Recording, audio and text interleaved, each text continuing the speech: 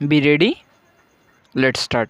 नैसर्गिक कल किंवा आवड म्हणजे एखादी गोष्ट करत असताना वेळेचे भान विसरून तल्लीन झाले असण्याची अवस्था. ही अनेकांच्या बाबतीत आढळणारी वस्तुस्थिती आहे.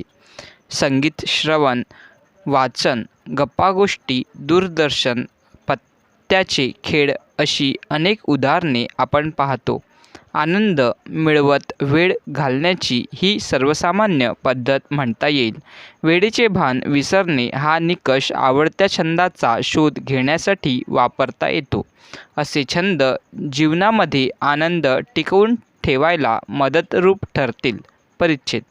छंद हा एक प्रकार बाजूला ठेवून ह्याच नैसर्गिक आवडीचे स्वरूप वेगळ्या दृष्टिकोनातून पाहिले तर असे दिसते की काही व्यक्ती तोंडी हिशोब आणि आकडेमोडीमध्ये हुशार असतात, तर कित्येकांना गणिताची आवड असते.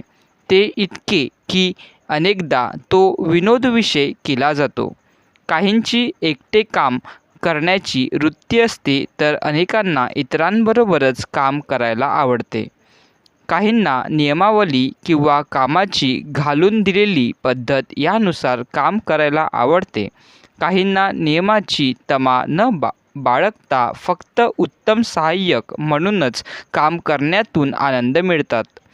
काहीजण नवनवीन संकल्पना निर्माण करून त्याचा पाठपुरावा करतात, तर काहींना फक्त सांगितलेले काम व्यवस्थित करण्यामध्ये धन्यता वाटते.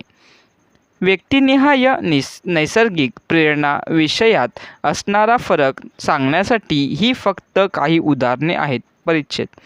नैसर्गिक कल किंवा आवडी प्रत्येकाच्या वेगवेगळ्या असतात. ही संकल्पना मूलतः संस्थांमध्ये, कारखान्यांमध्ये काम करणाऱ्या सेवक वर्गाचा जास्तीत जास्त चांगल्या तऱ्हेने उपयोग करून घेतला जावा यासाठी अभ्यासली गेली.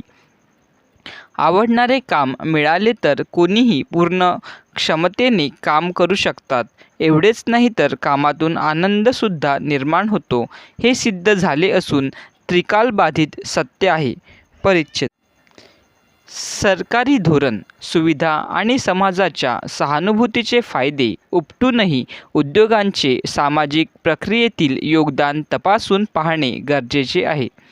सामाजिक विकासापासून व समाजाभिमुख विधायक कार्यापासून उद्योगपतींनी स्वतःला जाणीवपूर्वक अलिप्त ठेवले. सामाजिक विकास प्रक्रियेचे सर्व फायदे त्यांनी व त्यांच्या कुटुंबियांनी पूर्णपणे उपभोगले, परंतु स्वतःच्या प्रक्रियेत भागीदार होण्याचे टाळले. प्रसंगी विकास कार्यक्रमात आणि प्रक्रियेत आम्ही मागे नाही हे सरकारला आणि समाजाला दिसावे यासाठी काही उद्योगपतींनी आर्थिक मदत जरूर केली, परंतु त्यातील बहुतेकांचा यामागील हेतू स्वार्थ हाच होता.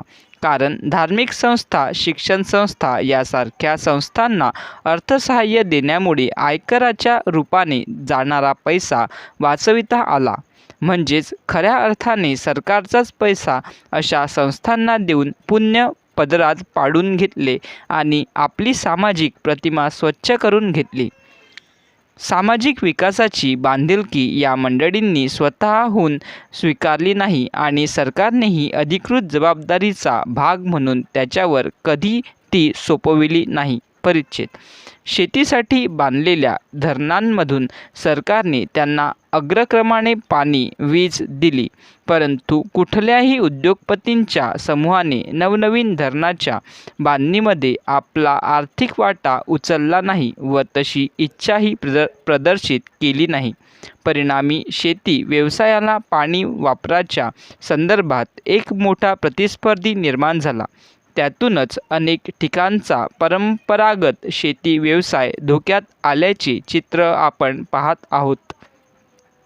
दुर्दैवाची गोष्ट अशी की शेतकऱ्यांची निदान जमीन तरी अशा प्रकल्पासाठी सरकारने ताब्यात घेतलेली असते, परंतु या उद्योगपतींचे कोणतेही योगदान नसताना त्याला पाणी मात्र आम्ही अग्रक्रमाने देतो. स्टॉप.